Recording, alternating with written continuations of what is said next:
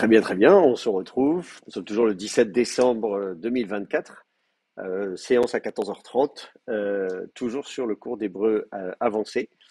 Euh, et donc on va reprendre là où on en était ce matin. Donc on était sur un Q22. Donc ce manuscrit, on a eu une discussion intéressante, notamment sur des questions de syntaxe. On se rend compte, disons qu'effectivement, voilà, ce dont on se rend compte, et c'est bien, ça montre que votre niveau en hébreu progresse et vous permet d'avoir un peu de recul sur le travail fait par les éditeurs, les gens qui déchiffrent les manuscrits. Donc bientôt, je vais pouvoir vous embaucher. Figurez-vous qu'on a besoin de main-d'œuvre, puisqu'il y a le projet de la bibliothèque de Qumran, cette édition bilingue de tous les manuscrits de la mer morte, et qu'on a on a besoin de main-d'œuvre. Mais il y avait des remarques intéressantes. D'abord, effectivement, au niveau des restaurations, du vocabulaire. On a discuté effectivement de cette restauration ici et choc, là, en disant que ça ne correspond pas au sens de la racine biblique, hein, opprimé, euh, que Milik lui-même, donc l'éditeur en 1950, qui publie ça en 1955, dit bon, peut-être voir du côté du syriaque, est-ce qu'on aurait un sens qui conviendrait mieux, euh, mais qu'en fait, bon voilà, il a fait cette proposition-là en disant qu'il n'était pas sûr du tout, mais qu'au final, ça s'est quand même retrouvé dans le dictionnaire, hein, le Klein, ce dictionnaire d'hébreu classique, qui fait que maintenant vous avez un sens spécifique. Hein. Je le remets à l'écran euh, si vous avez, au cas où vous avez oublié. Voilà, donc qui est un verbe qui veut dire opprimer en principe, et on a droit à un sens euh, unique ici, là, un sens échoc 2, to require, to demand, donc voilà, exiger, euh, mais en fait qui n'a qu'une seule occurrence, qui est celle que nous avons ici, et qui est en fait une reconstruction. Avec le problème de l'argument circulaire, de dire finalement c'est un raisonnement circulaire. Le problème c'est qu'une fois que c'est rentré dans les dictionnaires, bah, là, tout le monde se dit bah oui, vous voyez bien que ce verbe-là a ce sens-là puisque c'est dans le dictionnaire. Vous voyez ce que je veux dire? Donc et là vous touchez du doigt toute la difficulté du travail de manière générale sur les langues anciennes et des problèmes de raisonnement circulaire, puisque voilà, tous les dictionnaires sont toujours construits sur les occurrences. Hein. Le meilleur dictionnaire, c'est la concordance. Donc on regarde les occurrences d'un mot et à partir de là, on bâtit une entrée dans le dictionnaire. Et le problème, c'est qu'une fois que le dictionnaire est sorti, eh ben, les gens ont tendance à s'appuyer dessus. Même les traductions françaises de la Bible, c'est souvent un problème justement avec les étudiants qui se fondent un peu trop facilement sur les traductions françaises de la Bible, qui ensuite bâtissent toutes les unes sur les autres.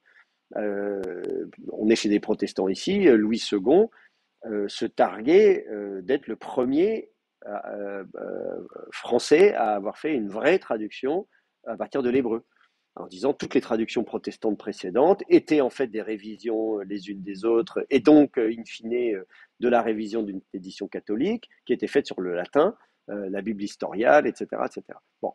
Et donc, on dit, c'est pas la peine d'aller regarder Martin, Osterwald et compagnie. Tout ça, finalement, voilà, c'est des gens, ils n'ont pas travaillé de façon indépendante. Moi, j'ai travaillé de façon indépendante. Donc ça, c'est quand il publie son Ancien Testament en 1874, quelque chose comme ça, hein, avant la publication de sa traduction intégrale de la Bible. Donc, Louis II qui explique que quand même, voilà, ça fait 400 ans de réforme et que en 400 ans de protestantisme, voilà, on n'a pas été fichu de faire une seule traduction protestante qui soit réellement indépendante. En fait, quand on regarde sa traduction, on voit bien qu'il a fait comme les autres et qu'il a bien sûr regardé ce que les autres avaient traduit avant lui. Enfin, voilà, donc c'est toujours comme ça. Et donc, il y a toujours le risque, évidemment, d'être influencé, pour ne pas dire contaminé par ce qui a été fait avant. Ça, c'est un vrai risque. Donc, forcément, à partir du moment où c'est dans le dictionnaire, bon, voilà. À partir du moment où Milik a lu ça, voilà, ça va être très compliqué.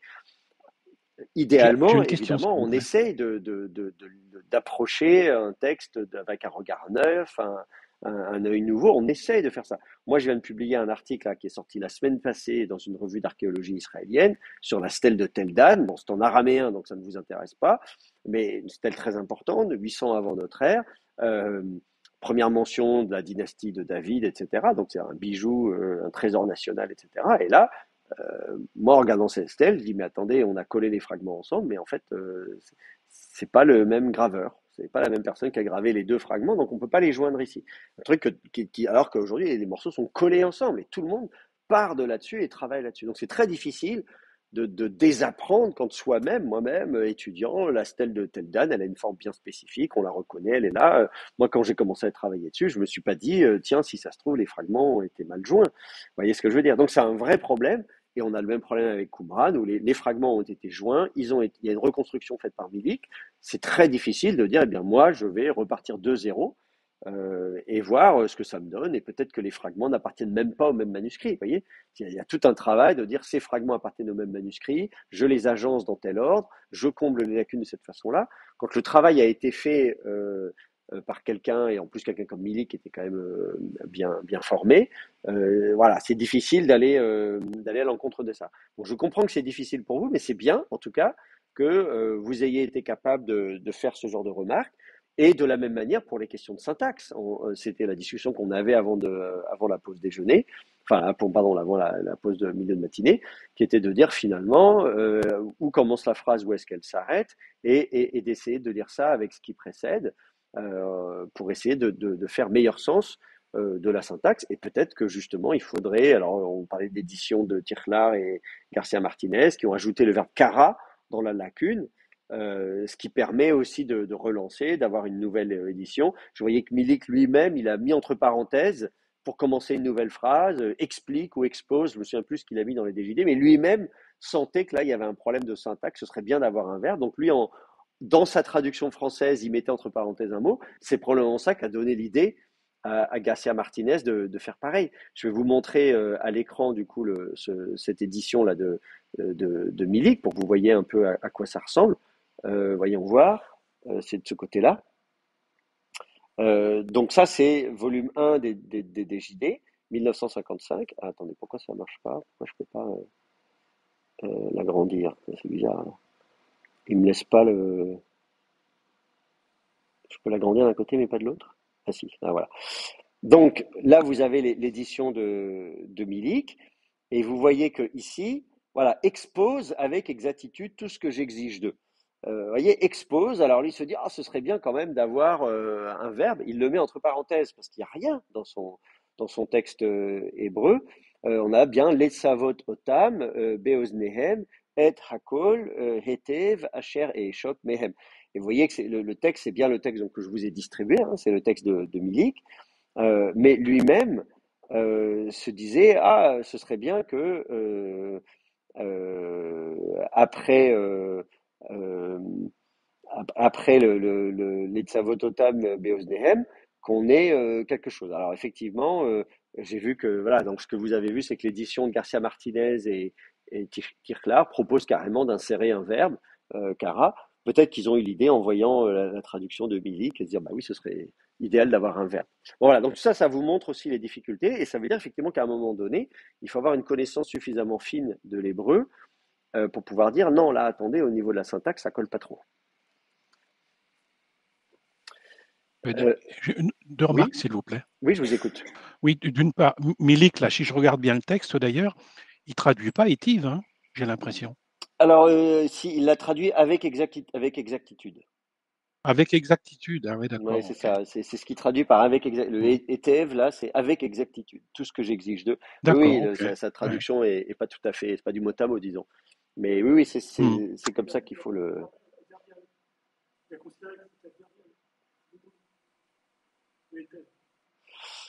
Oui, le ETEV, je pense que c'est comme ça. Enfin, je réfléchis, hein, parce que sinon, bon, il n'a pas non plus traduit Beoznehem, hein, je crois, afin que tu les leur enseignes.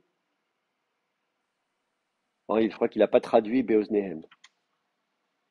Bon, voilà, donc ça c'est un problème de Parce que, traduction. justement, est-ce que, avec exactitude, ça peut pas être non plus Béosnéem, bien dans les oreilles? Oui, oui, sinon, effectivement, il faudrait comprendre exactitude. Mais ça, bon, Milik est mort, hein, il est mort en 2006, moi je l'ai Oui, connu. Donc, on peut plus lui poser la question. Après, euh, qu'est-ce qu'il dit? Bon, euh, pour la phrase, ouais, être hakol hete, voir Deutéronome 5, 25. Le verbe qui suit n'est pas certain ni en lecture ni en sens. C'est ce que je vous disais ce matin. Est-ce réprimandé comme le suggère le syriaque? Bon, voilà. Donc il se posait la question de savoir le fameux et choc. Voilà. Bon, mais sinon effectivement, et Hakoletev dit Deutéronome 5.25. Il renvoie, il renvoie à Deutéronome 5.25. Et effectivement, on avait vu tout à l'heure quand on avait regardé le verbe yatav, on a vu effectivement les occurrences de ce verbe. Bon, Milik était polonais en plus. Son français est très bon. Hein, son français est très bon.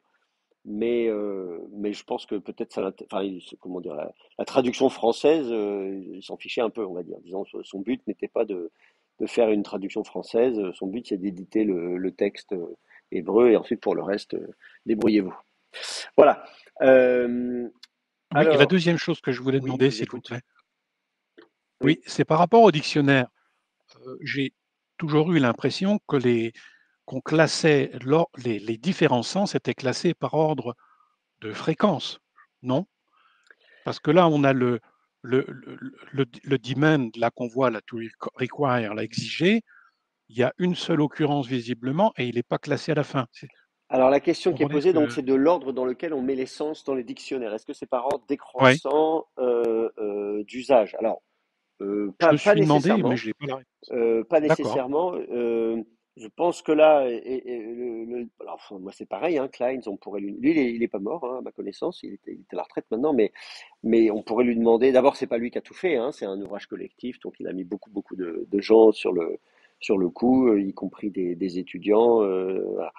Alors pourquoi ça a été mis dans cet ordre-là? Je pense qu'effectivement, ils ont commencé par mettre le sens le plus courant et ensuite un autre sens, mais qui soit quand même encore à la voix active, parce que je vois qu'ensuite on dit à la voix passive, Ah oui.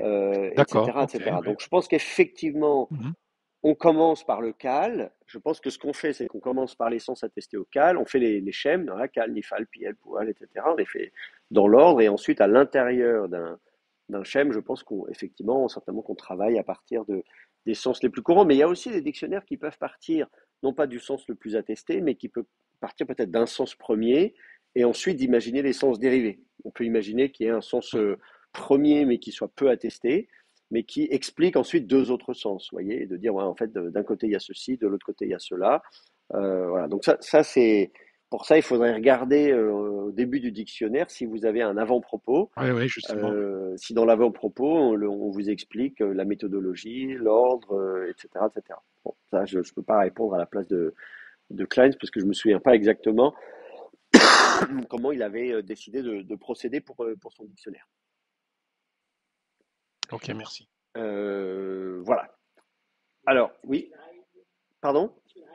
Kleins, oui, le dictionnaire, c'est Dictionary of Classical Hebrew. Donc vous savez, les dictionnaires, bon, ça c'est le dictionnaire de référence. Vous montrez le début du dictionnaire, là, voilà.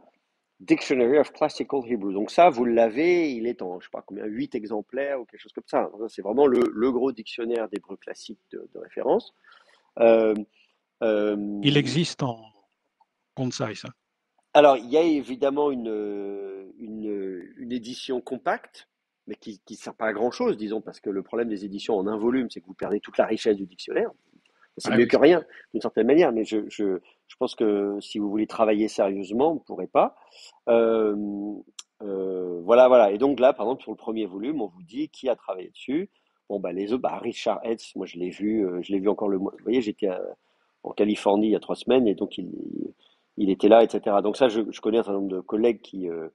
D'ailleurs, ça me fait penser qu'il faut que je lui envoie mon article. Il m'a demandé de lui envoyer l'article qui vient de paraître. Bon, voilà. Donc il y en a beaucoup qui sont morts. Hein. Nib est mort maintenant, etc. Bon, Alan Millar est toujours en vie. Voilà. Bref, lui, je lui ai envoyé mon article.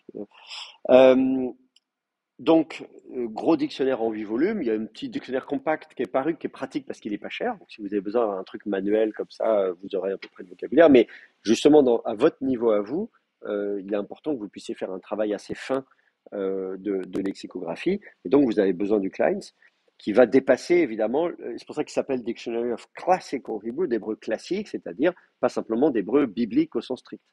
Il y a le texte massorétique, et c'est vrai que jusqu'à présent, les dictionnaires d'hébreu qu'on avait en français étaient des dictionnaires d'hébreu massorétique, si vous voulez. C'est-à-dire qu'il y a le Sander Étrenel qui date du 19e siècle, et puis ensuite, au 20e siècle, il y a le Raymond. Mais c'est tout, en fait, vous voyez. Donc on n'a pas grand-chose à se mettre sous la dent. Et dans tous les cas, ça ne concernait que le vocabulaire attesté dans la Bible hébraïque. Alors que maintenant, on a bien sûr les manuscrits de la mer Morte, les Ostracas, les manuscrits de la Geniza du Caire, enfin il y a tout un tas d'autres manuscrits hébreux avec du vocabulaire qui n'existait pas, ou en tout cas qu'on ne connaissait pas d'hébreu biblique. Donc ça, il y avait un vrai besoin de faire un dictionnaire d'hébreu classique. Cela dit, Kleins, du coup, a décidé de faire l'impasse sur tous les aspects étymologiques. Et ça, pour moi, c'est un peu dommage par rapport au travail de Köhler-Baumgartner. Donc ça, c'est l'autre dictionnaire de référence que vous connaissez, j'espère, le Köhler-Baumgartner, donc qui a été traduit en anglais, euh, Hebrew and Aramaic Lexicon of the Old Testament. La traduction anglaise a été l'occasion d'une révision. Donc ça, c'est vraiment intéressant. Où là, alors évidemment, on a que le vocabulaire d'hébreu biblique, mais vous avez l'étymologie. Donc si vous allez chercher à chaque, alors là c'était en 5 volumes, hein, c'était un dictionnaire en 5 volumes, mais vous allez trouver, où est-ce qu'on est? Si je cherche le terme, attendez, je peux le mettre ici, je vais mettre l'entrée. Moi je l'ai alors c'est l'avantage d'avoir une version électronique évidemment, c'est que vous pouvez tout de suite aller chercher le mot qui vous intéresse. Donc le verbe qui nous intéressait, à chaque, on va vous expliquer, bon là il n'y a pas grand-chose à dire, mais enfin on vous le signale quand même qu'il est attesté dans d'autres langues sémitiques, notamment l'araméen. Donc ça c'est tous les dialectes araméens, au même sens, opprimé. Euh, il est également attesté en Égypte et même en arabe. Voilà. Donc ça peut être utile parfois pour essayer, si vous voulez regarder un peu ce qui se passe dans d'autres langues sémitiques. Il y a évidemment des dictionnaires comparés, hein. Il y a Cohen, même les dictionnaires de Leslau, euh, dictionnaire comparatif de Guez, qui est très bien pour le sémitique comparé. Mais moi, j'aimais bien, en tout cas, le Köhler-Baumgartner, je le trouve très bien aussi. Donc souvent, c'est un bon complément. Mais après, voilà. Bon, et puis l'avantage du Köhler-Baumgartner, c'est que vous avez de l'araméen aussi. Bon, après, c'est pareil, c'est que l'araméen biblique, donc c'est pas non plus, ça suffit pas. Bon, enfin, ça, et voilà. Donc, en 5 volumes, mais évidemment, c'est vieux maintenant par rapport à Klein. Donc, si vous avez qu'un seul dictionnaire d'hébreu à acheter, achetez Klein. Enfin, je pense que c'est ça qu'il faut retenir. Alors, pas d'autres questions sur ces. On continue le texte. Je voulais vous montrer donc tout simplement la suite du texte. On va essayer. Voilà, c'est ça. Donc, je vais faire un copier-coller du texte à l'écran comme on a fait tout à l'heure. Comme ça, ce sera plus simple. Et puis, je ne sais pas qui a envie de nous lire la suite du texte. Alors, attendez, bougez pas. Je vais faire un petit copier-coller. Hop, hop, hop. Voilà. On va mettre ça comme ça. Alors, Moi, je veux bien. Si. alors Monsieur Ignacia, demandez en premier. Et après, Ok. on passera à vous.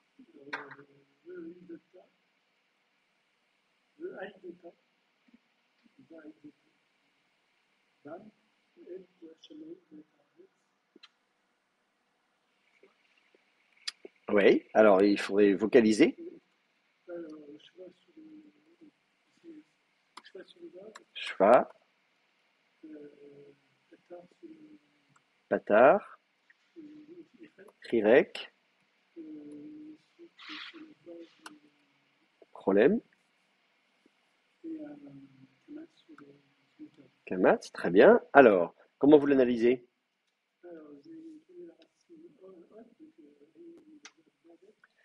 Racine Aïn Vav Dalet, oui. Mhm.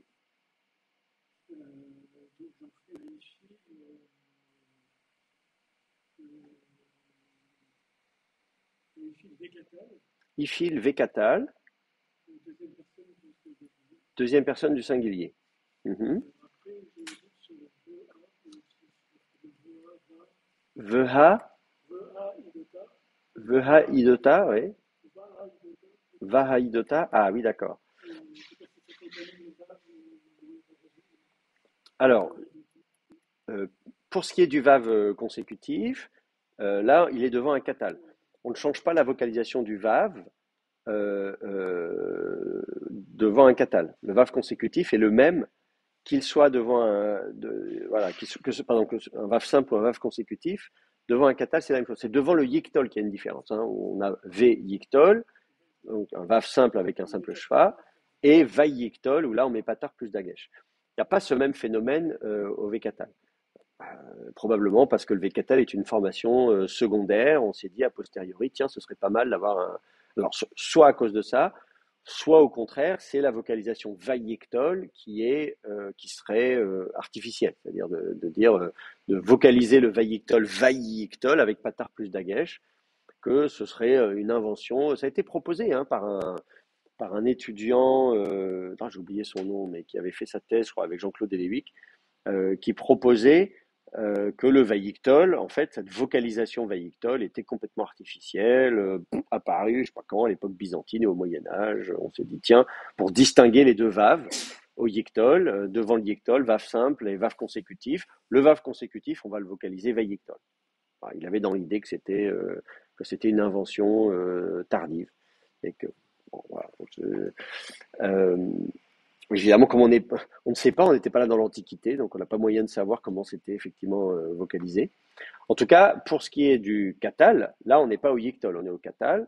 On a un vav consécutif. La seule chose qui se passe, c'est qu'on va avoir tendance à déplacer l'accent sur la dernière syllabe. Hmm. Donc, c'est la dernière syllabe qui sera accentuée, alors que si on avait un katal simple, un vav simple, ce serait la prétonique qui serait accentuée. D'accord? Donc, c'est la seule différence, ça va être le déplacement de timbre. Alors, après, le déplacement de timbre, il peut avoir des conséquences sur la vocalisation des autres voyelles. Mais en tout cas, c'est ça qu'il faut retenir.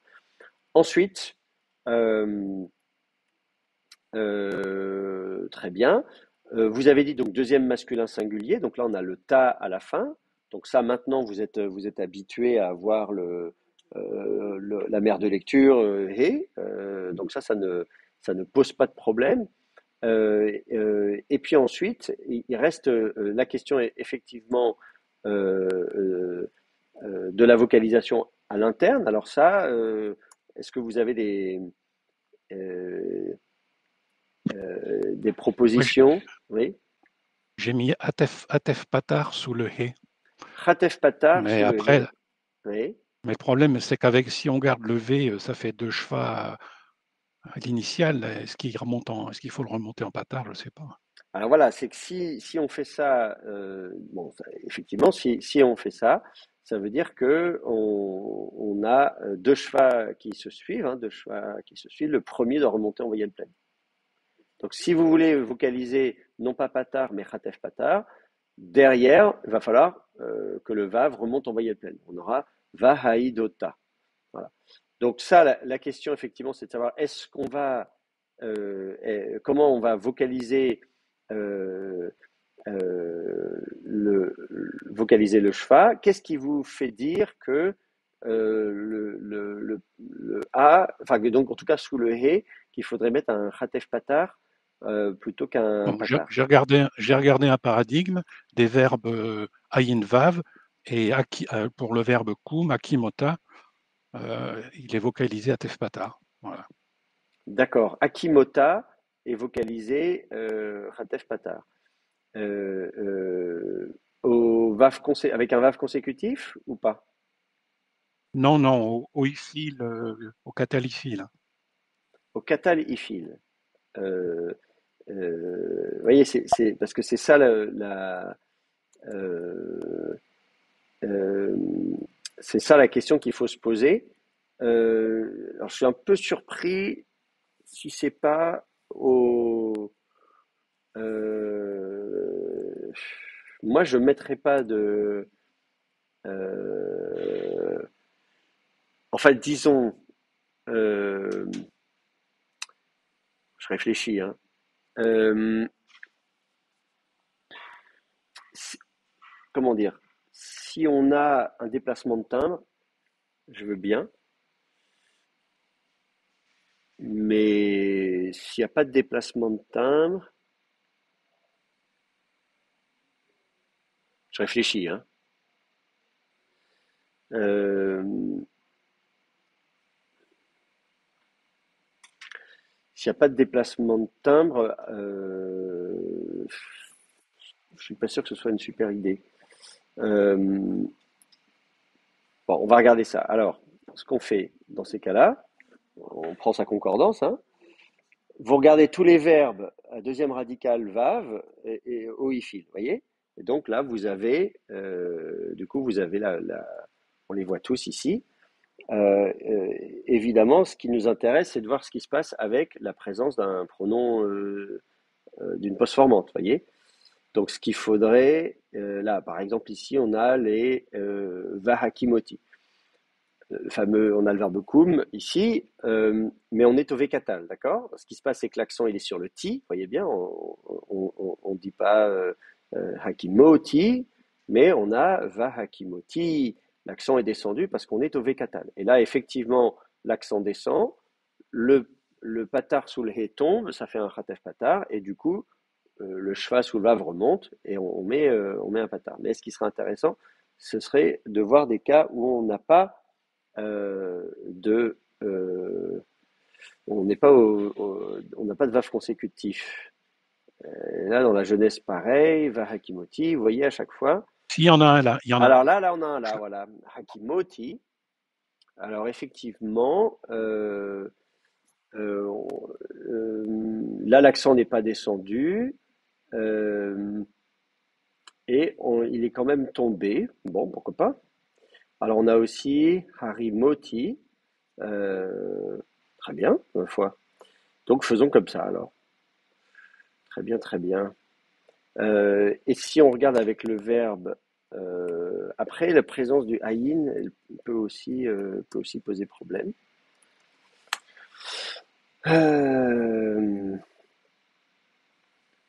Euh, Haedota, vous voyez ici, là, on a le verbe oud, le même verbe que celui qui nous intéresse, et le patar sous le he, c'est maintenu. Alors j'essaie de réfléchir si c'est à quoi c'est dû. Et ensuite, pareil, haidoti. euh, voilà, voilà. Ici le patar se maintient. Et j'essaie de voir, est-ce que ça pourrait être dû à la présence du haïn qui suit? Je sais pas. Là, haidoti. Vous voyez, donc pareil, là on n'est pas au vécatal. Après, le vécatal, si on a un déplacement de timbre, pourquoi pas? Bon, mais ce serait bien d'avoir un vécatal. Mais avec le verbe out, j'ai l'impression qu'on n'en a pas. Non, haed, haidoti. On n'a pas ça. Non, le patar sous le hé se maintient. Bon, et là on est à l'inaccompli. Et là on arrive à la fin de notre liste. Bon, on n'a pas de chance parce qu'on n'a pas d'exemple. Euh, on n'a pas d'exemple dans la Bible hébraïque. Alors, moi j'aurais tendance à dire que ici, en l'occurrence, comme de toute façon l'accent va se déplacer, effectivement, ça peut être une bonne idée de faire tomber la voyelle et du coup de faire remonter en patar. Mais on serait pas au vécatal. J'avoue que, euh, en tout cas d'après la vocation massorétique, on a l'impression que le patar se maintient sous le hé. Bon, c'est pas dramatique, hein. Alors vous notez que le O ici est une voyelle de liaison, hein, c'est ce qu'on a. On a cette voyelle de liaison et qui est courante hein, dans tous les verbes concaves, et là qui est écrit avec une mère de lecture. Enfin, en tout cas dans la reconstruction proposée par Milik. Ce qui est quand même effectivement plutôt inhabituel en hébreu massorétique. C'est bon pour vous? On continue?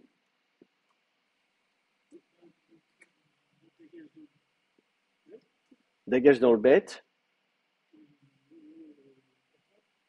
Patar. Bam. Est-ce que ça vous va, les autres?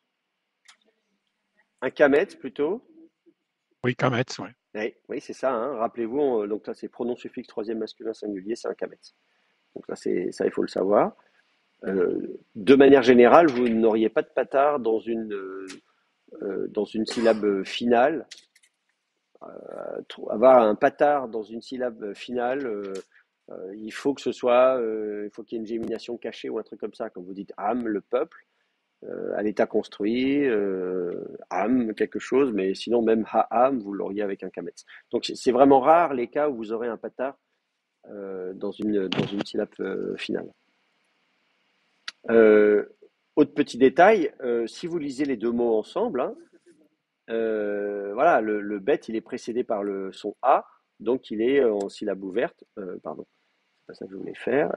Donc il va falloir, donc il a pas de dagash. Hein. Vahaido ta vam. D'accord? Ensuite,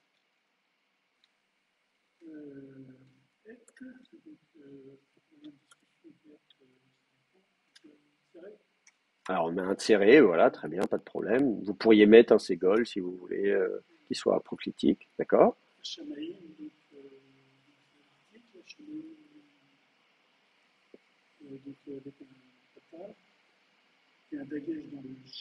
Un dagesh, le point du shin.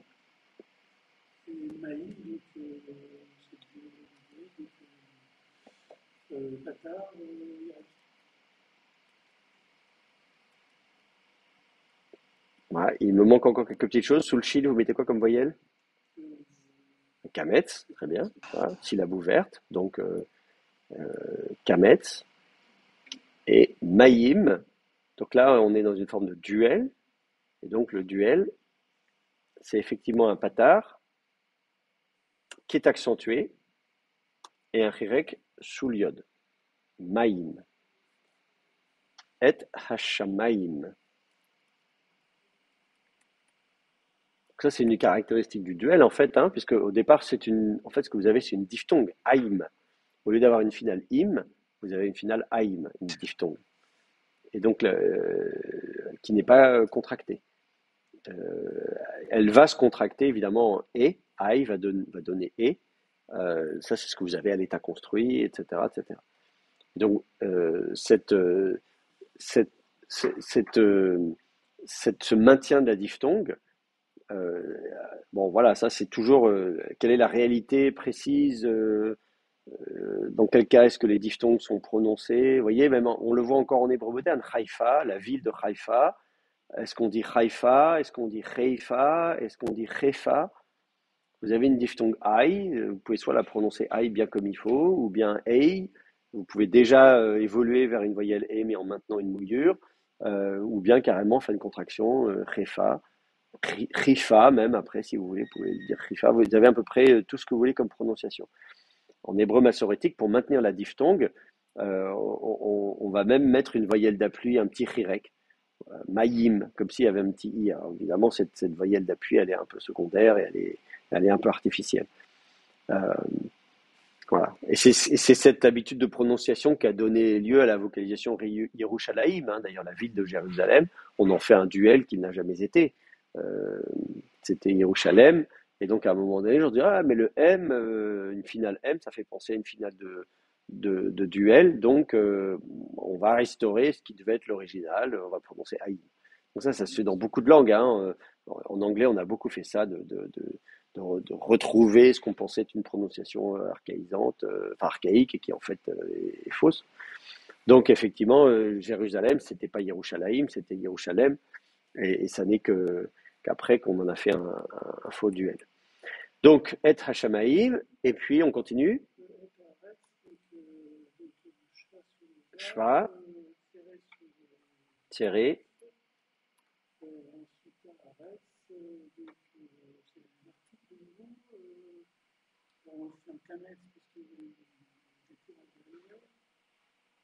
oui.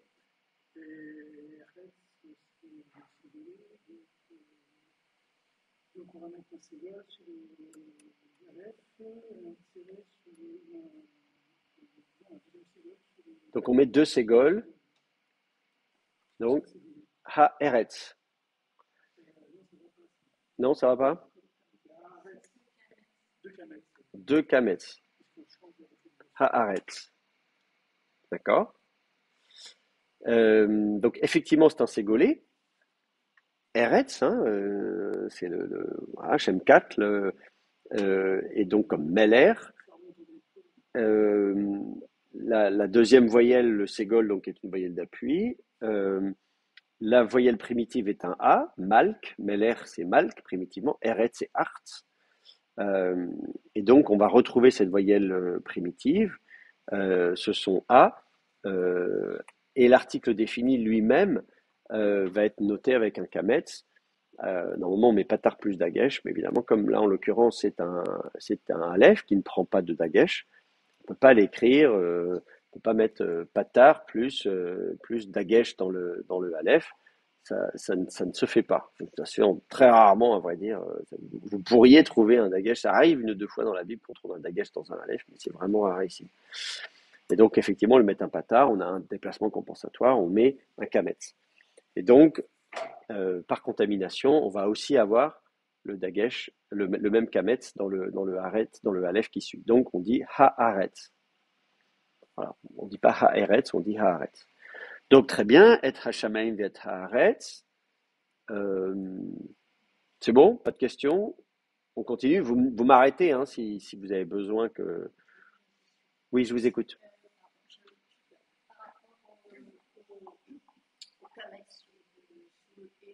Le kametz sur le he, oui.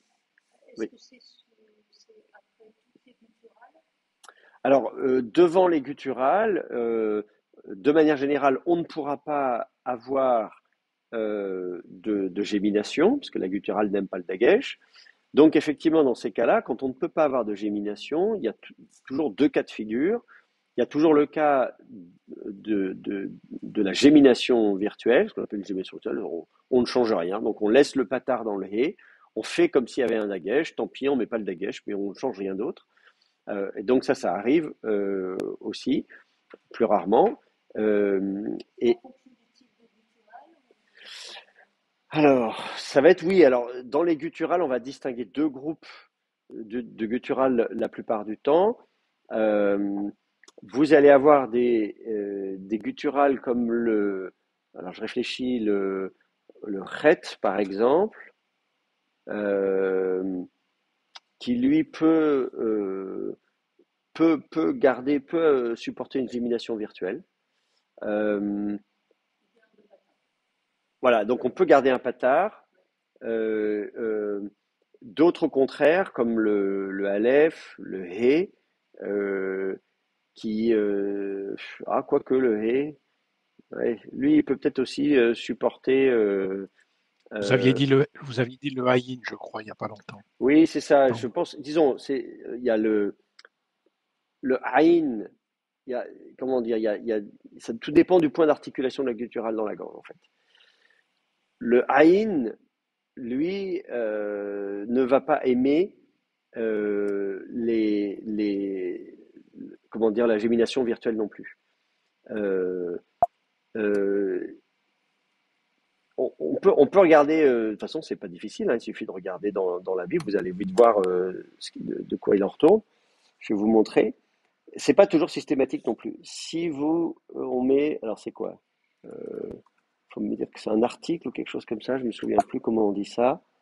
Et puis ensuite, un mot qui commence par aïn. Vous allez voir tout de suite.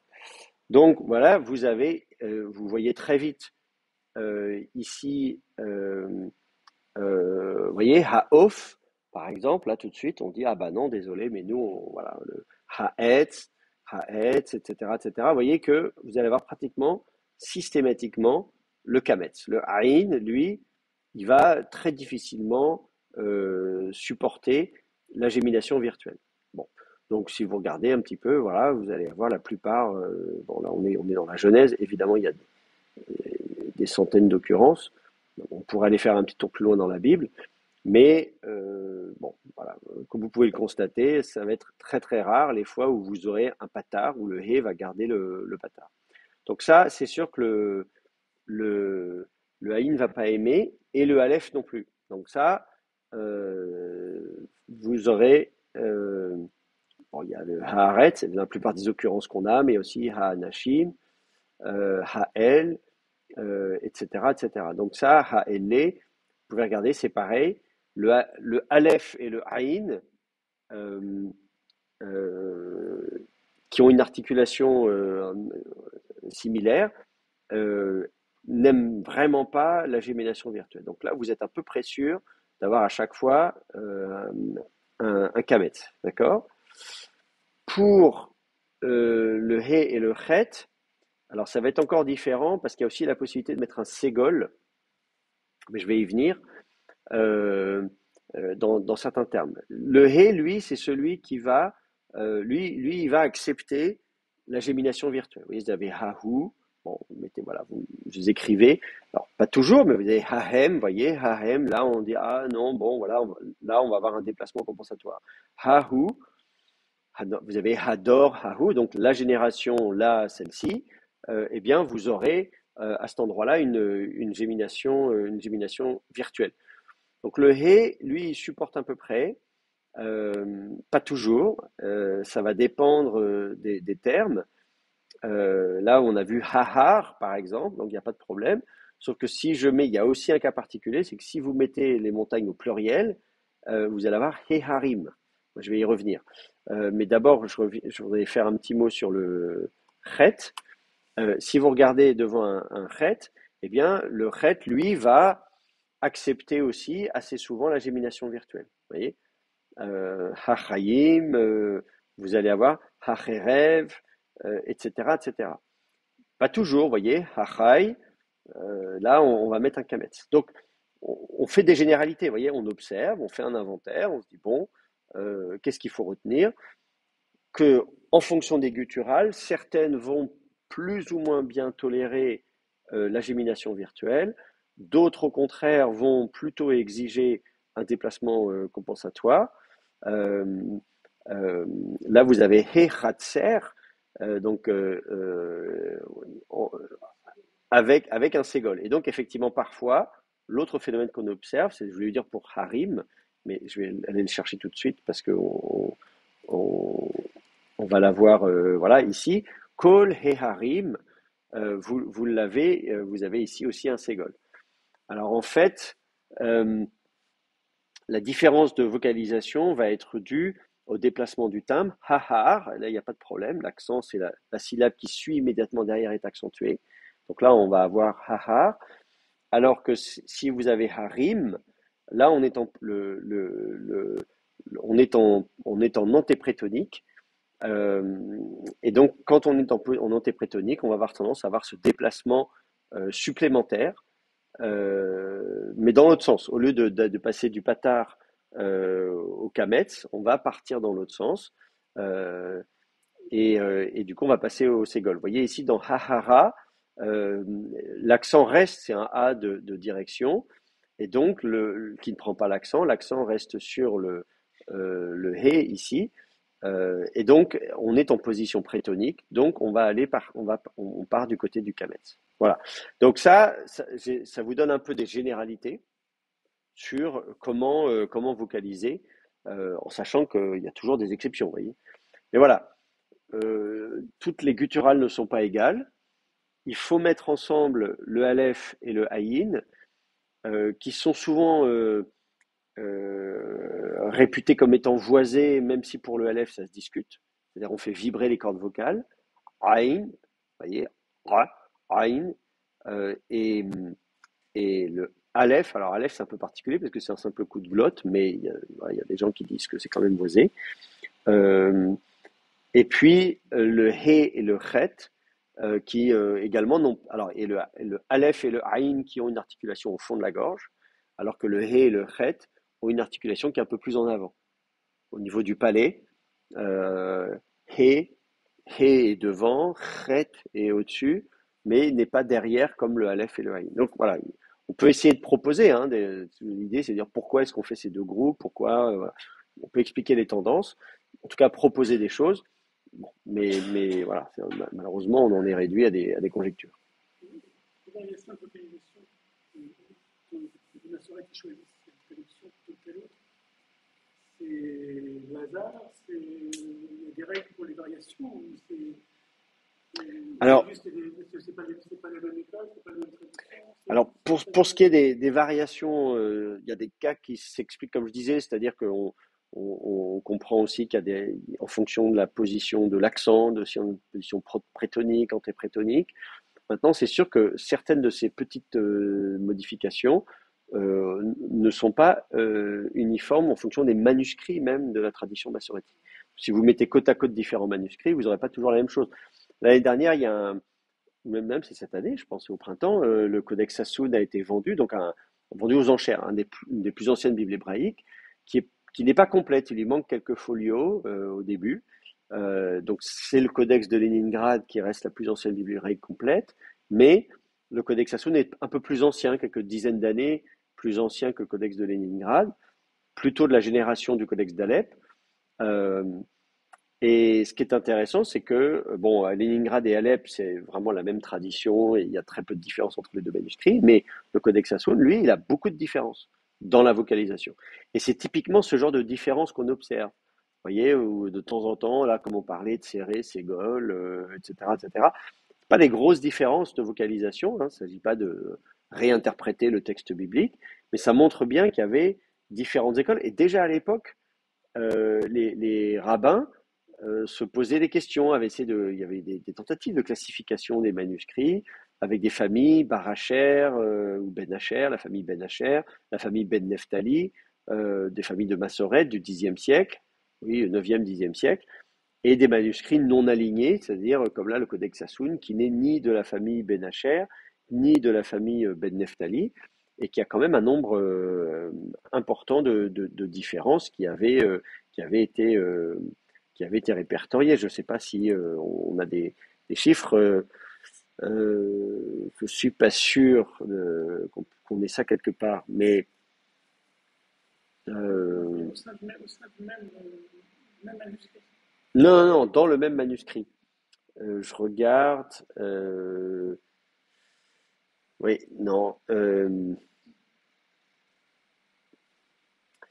Oui, ce que je regarde, c'est qu'il y avait des gens qui s'étaient amusés pour le Codex Sassoon en disant euh, 40% Ben Hacher ou 60% Ben Nephtali. Et les gens essaient de regarder en fonction il y a des gens qui s'étaient amusés comme ça à relever toutes les différences dans ce manuscrit.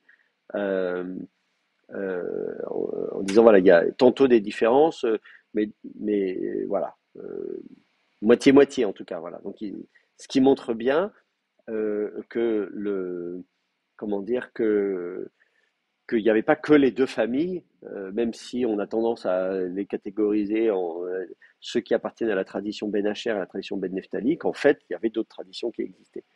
Donc ces traditions et ces règles de vocalisation massorétique, voilà, nous, on a toujours l'habitude de travailler sur le Codex de Léningrad comme si c'était voilà, la seule façon de vocaliser, y compris de la vocalisation tibérienne.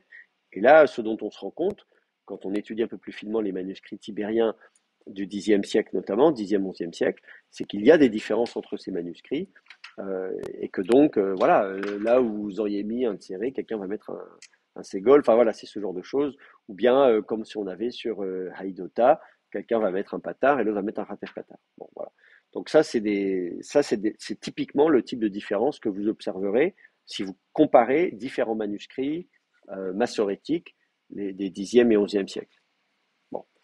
Donc c'est pour ça que bon, c'est intéressant d'étudier, mais je pense que je suis toujours très prudent avant de faire des règles absolues. Je sais que pour les étudiants, c'est plus rassurant quand on dit voilà la règle, c'est comme ça qu'il faut faire. Je sais que c'est toujours plus rassurant pour les étudiants, mais je trouve que c'est plus honnête de vous dire qu'en fait, il y a des tendances, mais on peut avoir des surprises, et que parfois ça dépend du manuscrit sur lequel vous tombez, y compris les manuscrits massorétiques. C'est quand même artificiel.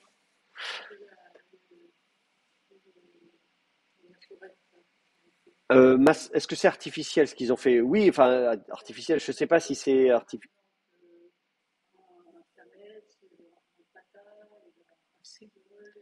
Je sais pas si on, ouais, je sais pas si on peut dire que c'est artificiel. Ils ont inventé ce système de points voyelles, mais à mon sens, leur but était de reproduire une tradition de prononciation dont eux avaient hérité. Les massorètes ne sont pas là pour innover en disant tiens, et si là on le vocalisait comme ça ou plutôt comme ça.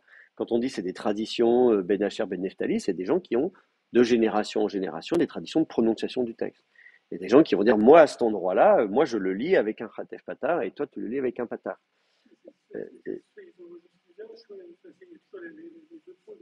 Oui. Alors là, on est dans du descriptif et non pas dans du prescriptif. Parce qu'effectivement, comme vous dites, il y a toujours ces deux aspects de la grammaire. Nous, on est habitué à une grammaire prescriptive ou descriptive. Eux, les massorètes, comme leur nom l'indique, ils transmettent. Alors évidemment, ils ont une tradition orale qui cherche à mettre par écrit. Il y avait des vocalisations antérieures qu'on connaît, hein, où il y avait moins de points voyelles, on distinguait moins de timbres différents. C'est sûr que leur système est développé avec 7 timbres différents.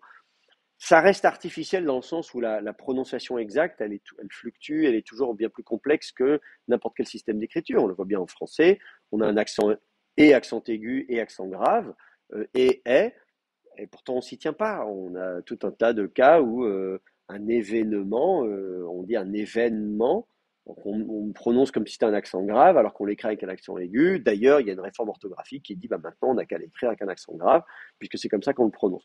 Donc on voit bien que de toute façon, quel que soit le système de notation d'une langue, la réalité, elle est toujours. Regardez les accents français entre le nord et le sud, entre l'Alsace et la Bretagne, etc. Un même texte écrit va être lu différemment. Ben Hacher et Ben Neftali, il ne s'agit pas de dire qu'il y a des Lillois et des Marseillais, hein, mais c'est de dire que de toute façon, il y a une tradition de prononciation et ensuite on essaie de se doter d'un système d'écriture, de notation qui soit le plus précis possible. Ça va rester insuffisant, il n'y aura jamais toutes les finesses qu'on attend. Le système babylonien aussi, par exemple, ne distinguait pas les chevaux colorés. Vous avez un cheval, mais on ne vous dit pas s'il est coloré ou pas. Là, on a introduit une coloration des chevaux. Donc, on sent qu'on a un système effectivement très sophistiqué. Et en même temps, on est face à des traditions de prononciation différentes. Donc, nous, ce qui nous intéresse là, du point de vue de la grammaire, c'est évidemment de comprendre le mieux possible la vocalisation des massorètes, les règles qui ont présidé à cette vocalisation pour qu'on puisse un peu mieux maîtriser ces questions-là, qui nous permettent aussi d'interroger le texte massorétique quand vous lisez un texte maintenant à force, vous, de vocaliser des textes. La prochaine fois que vous ouvrez votre Bible et que vous regardez les textes en hébreu biblique, vous pourrez être surpris en disant tiens, c'est marrant parce qu'il a vocalisé ça, moi j'aurais pas mis ça. Et c'est un réflexe qu'on n'a pas tant qu'on n'a pas fait l'exercice que vous faites actuellement. Voyez. Donc ça, c'est vraiment important. Et ensuite de dire, tiens, pourquoi est-ce que moi, je peux comprendre pourquoi je mettrais ça plutôt que ça. Bon, voilà. Et de questionner les grammaires et les dictionnaires que vous utilisez couramment. Voilà. Donc ça, c'est le but du jeu. Pas d'autres questions, on continue. En l'occurrence, le Codex Sassoon c'était vendu pour, je sais plus, 30 ou 50 millions de dollars. C'est un collectionneur qui l'a mis au musée de l'université de Tel Aviv. Voilà, donc aujourd'hui, il est exposé. Donc c'est un collectionneur privé qui l'a acheté, mais il l'a pas gardé pour lui. Il l'a mis dans un musée, le musée Hanou, qui est sur le campus de l'université de Tel Aviv, du côté du bâtiment des sciences humaines, d'archéologie, etc., etc. Voilà. Donc c'est pas mal parce qu'à Jérusalem, vous avez le codex d'Alep qui est exposé. Le codex de Leningrad, il est à Saint-Pétersbourg. Et donc là, on a le codex Sassoon qui est à Tel Aviv. Bah, c'est pas mal. C'est pas mal. Alors, on continue. Je vais peut-être copier la suite du texte tant que j'y suis. Hop, je vais aller copier ça là, comme ça. Hop, et puis là. Voilà. Comme ça, on va pouvoir lire la suite du texte. Qui veut lire la suite? Moi, je veux bien. Mais oui, on vous écoute. Alors, Ve'etaretz ki lo yoavu Kilo kacher. Yoavu. Alors attendez, peut-être on vocalise déjà ça. Voilà. Alors, ki dagesh, Dagesh, rirek. Rirek, Là, il y a un holem au-dessus du Cholem, vav, voilà. Holem yo Cholem, Ensuite, Atef Patar sous le He. Ratef Patar. Atef Patar sous le He. Sous le He, très bien. Voilà. Et puis un Shuruk pour la fin. Voilà. Très bien. Alors, oui, pardon. Alors, peut-être on peut traduire ça déjà. Voilà. Car ils n'aimeront pas. Car ils n'aimeront pas. D'accord. Est-ce que ça va pour les autres? Oui, tout le monde est content avec ça?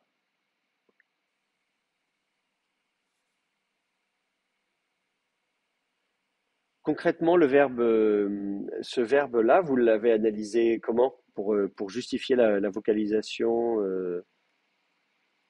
Le Yoavu, là, Oui, bah, c'est un kaliekton. un kaliectol, très bien. Oui, oui. Alors, et comment on Mais je explique? me demandais s'il fallait pas le traduire, car ils n'aiment pas. Je ne savais pas s'il fallait le traduire par un C'est présent ou un futur. J'étais pas sûr. d'accord. Savoir si c'est un présent ou un futur. Bon, alors, car ils n'aiment pas ou car ils n'aimeront pas. Bon, ça c'est secondaire, ça c'est dans le contexte. Euh, Ouais. euh, euh, Moi, ce qui m'intéresse ici, c'est de voir, c'est la vocalisation O. Mm. Bah, il se Yohavu, conjugue pas comme yorlu, quelque chose comme ça, Yochlu, comme le verbe pouvoir, oral, toral, etc. oui, Ochal, Je Tochal, pensais, oui, je pensais qu'il se conjuguait pareil. d'accord. Donc, euh, alors, euh, non, pas tout à fait. En fait, la différence, alors j'essaie de, euh, là quand vous parlez ochal, tochal, etc., c'est le verbe yachol avec un verbe période, Oui, c'est ça, oui. n'est-ce pas? Oui. Euh, Ah là, oui, on a, ah oui, là, on n'a pas un d'accord. verbe période. Là, on a un verbe PLF. Ouais, ouais, c'est vrai. Alors, ça serait est, Alors, est, on peut est. penser au verbe amar, là pour le coup. Mhm. Euh, hmm. Alors, effectivement, on peut penser au verbe amar et on connaît yomar. On a ça aussi, Yomar. yomar. Donc là, c'est déjà un peu mieux. Ça fait Yomru. Et yomru, au pluriel. Pardon? Il est irrégulier, non? Alors, amar est, oui, régulier, on peut dire. Mais, en fait, là, pardon? Oui, bien sûr. Ici, oui. Alors, on est dans un autre cas de figure, c'est qu'on la voyelle thématique est différente parce que on a un verbe d'état. euh, et comme beaucoup de verbes d'état, la voyelle thématique est différente. Et donc, effectivement, euh, ça va dépendre, en fait, il va falloir, quand vous regardez ce qui se passe pour les verbes P à F, il va falloir regarder ce que vous avez, en fonction des verbes, la voyelle thématique que vous allez avoir. C'est-à-dire que quand vous avez le verbe amar, euh, parler, enfin le verbe dire, hein, c'est ça, hein, amar dire, ou le verbe achal, manger, vous avez des verbes d'état où vous allez avoir par euh, dissimulation, euh, vous allez avoir le A dans la deuxième position et un O en première position. C'est-à-dire que vous allez dire Yomar, Yochal, hein, c'est-à-dire il mangera, il dira, etc. etc. Euh, mais ça n'est pas le cas de tous les verbes P à F, et en particulier ici, vous avez aussi le verbe, dans le cadre du verbe ahav, la voyelle thématique va être différente. D'une part, parce c'est un verbe d'état, et en plus de ça, vous avez aussi le he en deuxième radical qui va attirer le son a. Et donc, on va avoir le son A ici, mais avant, au lieu d'avoir yo have, et donc yo have comme vocalisé ici, en fait, on va garder, euh, il va quand même falloir faire quelque chose, parce que si on prend le verbe yiktol, yiktolu, ça ferait yi hevu. Alors bien sûr, ça, on va colorer le schwa sous le he, yi havu. Donc là, évidemment, on comprend bien qu'on va pas pouvoir rester avec ce schwa, il va falloir le colorer. Mais en fait, on va rester avec la coloration qui va être la plus proche de celle qu'on a de la voyelle i qui est ici. Et quel est le schwa coloré le plus proche du son i? C'est Ségol. Khatef Ségol. Et donc, on va mettre Ségol, Khatef Ségol. Ye et havu. Alors, ça ne va pas le faire non plus parce que, d'une part, colorer le Ségol, le schwa ne suffira pas parce qu'on reste quand même avec deux schwa qui se suivent, des schwa colorés, mais des schwa quand même. Donc, le premier doit remonter en voyelle pleine. Ça fait Ye et havu. Alors, je ne sais pas si la forme est attestée ou pas en Je sais hébreu pas. biblique. L'histoire du premier qui remonte, c'était pas réservé en début de mot seulement, non? Non, c'est pas réservé au début. C'est vrai tout le temps, d'accord. Ouais. Regardez par exemple, je suis en train de regarder, j'ai pas trouvé à la troisième personne, mais j'ai trouvé ici à la deuxième personne du pluriel avec une préformante tave. Mais vous voyez que c'est le même principe. Vous avez ah ben non parce qu'il est en forme posale. Bon là on n'a pas de chance. Te et havu, là il est en forme posale, donc l'accent reste sur le he. Te havu. Bon alors attendez. Euh,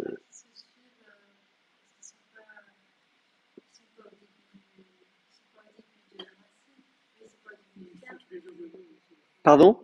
Pourquoi est-ce qu'on ne peut pas avoir deux chevaux qui se suivent au milieu du coup? Alors vous pourriez avoir un cheval mobile, un cheval quiescent suivi d'un cheval mobile. Ça c'est possible. Mais il faut qu'il soit quiescent. Et sous un aleph, à partir du moment où il est coloré, il n'est pas quiescent, il est mobile. Donc ça n'ira pas. Non, bah, ce que je vois ici, c'est qu'il y a dans les deux cas, on l'a. Et puis là, on a un nun paragogique. Donc ça, bon, là, c'est pas un bon exemple. Alors attendez, si je cherche, mais là, on va manquer d'exemples dans la Bible. Évidemment, je n'ai que ça à me mettre. Euh, et puis là, on est et à vous. Alors ça c'est vraiment particulier comme euh, on a carrément fait tomber. Ça, cette vocalisation, elle est vraiment amusante. Te et à vous. Euh, Moi, j'aurais tendance à dire que c'est du piel. Te qu'a-t-elle Bon, je trouve que cette vocalisation, elle est un peu surprenante. Euh, Sinon, si on cherche avec d'autres verbes, maintenant on va en avoir beaucoup. Attendez. Ouais, évidemment, après, on va avoir achal énormément. Toutes les occurrences qu'on va avoir, il faudrait que ce soit. Il faut pas qu'on ait achal ou amar, parce que ça, c'est des verbes qui sont beaucoup utilisés et qui ont donc effectivement des usages qui sont propres. Ouais. Il ne faut pas de verbe à troisième faible non plus. Je suis pas sûr qu'on trouve notre bonheur dans la Bible. Bon, voilà. Euh, donc, non, malheureusement, je crains que là, on soit obligé de deviner, parce que voilà, né et sauf. Alors, attendez, je vais voir si on peut avoir autre chose. Non, alors attendez, si on a.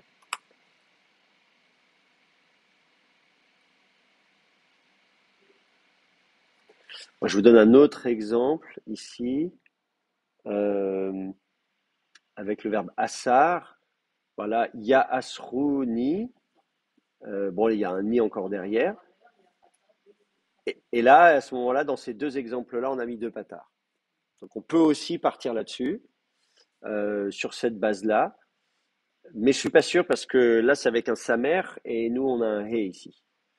Donc c'est ça qui m'embête. Ça aurait été bien d'avoir un exemple avec un he, éventuellement avec un chet.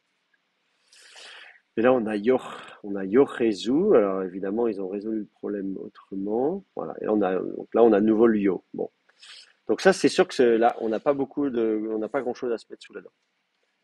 Euh, donc concrètement, effectivement, on a vu plusieurs possibilités hein, dans le livre des Proverbes. On va garder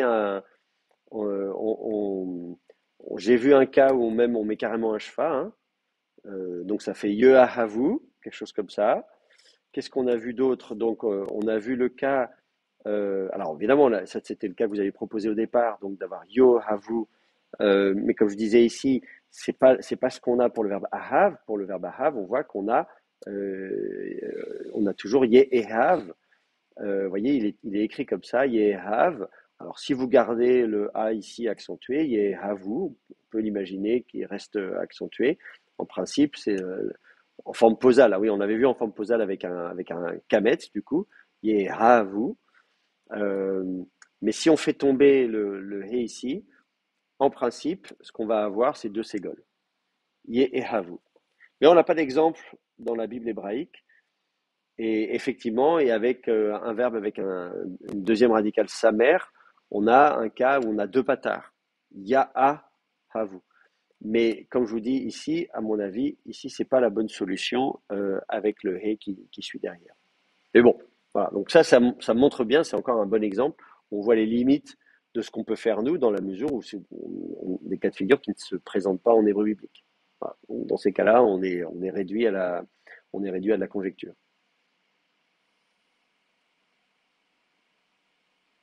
D'accord? On continue, on essaie d'avancer un petit peu. Il faut qu'on se termine en 5 minutes, mais on devrait y arriver. Oui, alors donc, Yehavu Kacher. Alors, Patar, Patef Patar, Patar, Ségol, Patar, Ségol, Kacher, Ségol, Tsiwiti, du rirek partout avec un dagesh dans le Vav. avec un dagesh dans le Vav. Non, Oui, un dagesh dans le Vav, oui. non, dans le Yod, pardon, excusez-moi. Voilà. Tsiwiti, Otam, Holem Otam, et, Cholem, Kamatz, Kamatz, très bien. Emma, Serré, Tséré, Dagesh dans le même et Kamatz. dagesh, Kamatz, oui.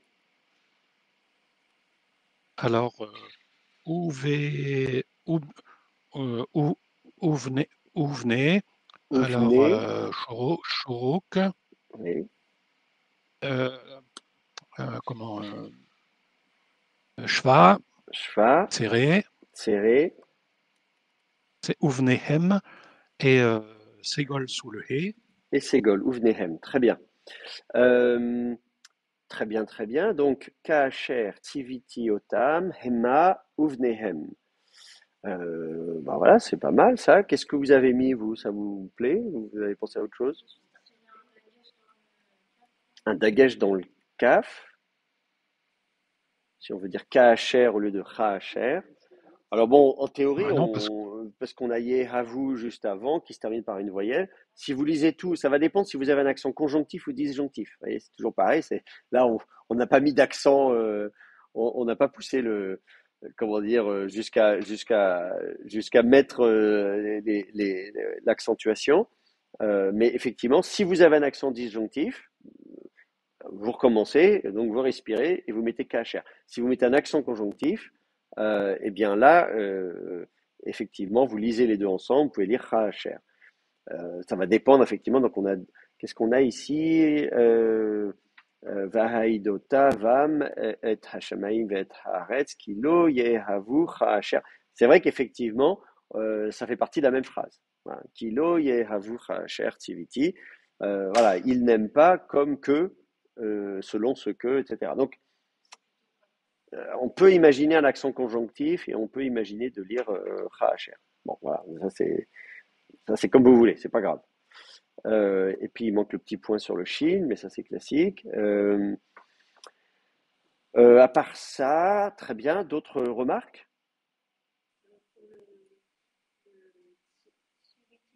Pour Tiviti, oui. Alors, alors, est-ce que c'est Tiveti ou Tiviti? C'est ça la question? Parce qu'on est au PL, c'est ça? Ouais, c'est Euh, Tiviti. En fait, on va trouver Tiviti. C'est du PL, effectivement. Euh, je réfléchis. Avec Bana, vous avez la même chose. Baniti, Banita, Banit, etc., etc. Vous voyez? Euh, on aurait pu imaginer que ce soit un serré, puisqu'en fait, la forme primitive, c'est une diphtongue aïe, effectivement, hein, kitalti, kitalta. Je comprends votre question, hein, parce qu'effectivement, si vous pensez à la forme primitive, hein, kitalti, kitalta, etc., enfin, si vous pensez à la forme euh, même qui est attesté, hein, Kitalti, Kitalta, bah forcément, ça, vous dites, ah bah c'est très bien, moi je vais faire, mince, comment je fais pour faire mon petit truc? Euh, si vous partez de ça, voilà, vous dites si Waiti, on se dit, ah bah si Waiti, très bien, ça va me faire donc euh, si Waiti, quelque chose comme ça, voilà. Donc contraction de la diphtongue I, on pourrait s'arrêter là. Bon, mais en fait, c'est pas ça qui se passe. Ce qu'on observe, c'est qu'on va plus loin et en fait, on va avoir Tiwiti. Le I l'emporte, mais on l'a déjà au cal. Hein, quand vous avez catalti, catalta, si vous prenez tous les verbes, troisième faible et vous les mettez au catal, hein, vous pouvez vérifier aussi. Verbe troisième, ah ben non, ça va s'écrire avec un hé dans le dictionnaire et cal, catal euh, et on met à la, bon, de manière générale, hein, euh, vous allez avoir, alors haïta, non, ça c'est pas une bonne idée. Il faut mettre avec une post-formante quand même, donc on va mettre la première personne du singulier si vous voulez. Euh,